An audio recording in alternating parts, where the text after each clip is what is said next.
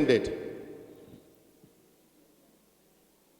To mean that the mighty power of God to wrought miracles was still there, but concerning this situation, you are not going to get the miracle now. The miracle is you're going to pass through it. Sometimes passing through it is a miracle. It's not about running away from it. It's not about how God got you out and then you didn't need to pass through any stress. You didn't need to pass through any heartbreak. Sometimes maintaining your mental calculation, maintaining your service and your praise in spite of the pressure is a miracle. It's a miracle. It's a miracle.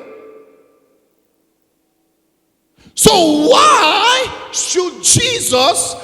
did Jesus keep quiet when he had the power to change the situation at that material time? Simple. That season, that pressure, that persecution, that moment was the moment of pressure for the next level of treasure.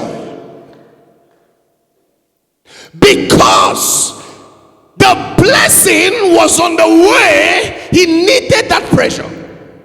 Some of you have allowed people talk you out of the pressure that you need for the treasure. You have allowed your parents to pamper you out of God's dealings for your next level. You have allowed your siblings, your loved ones, maybe your fiancé or your fiancée, to use sweet lips to kick you out of what God has said concerning your life, because they can't stand you pass through any heat. They can't stand you pass through any pressure.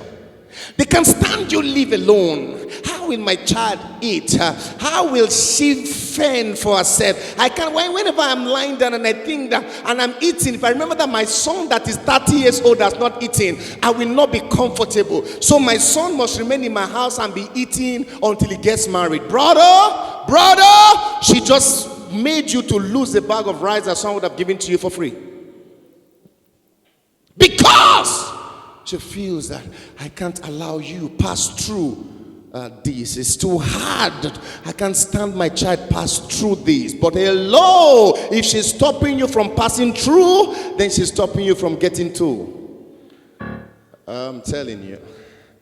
If she's stopping you from passing through, if he's stopping you from passing through, then he's stopping you from getting to. Because you must pass through if you must get to. You must pass through. You must pass through. The Lord did not take the children of Israel out of Egypt through the sky.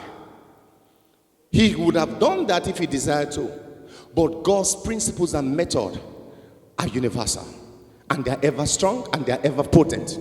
He would have carried them through the sky and developed wings, and all of them would just fly and land in the land flowing with milk and honey.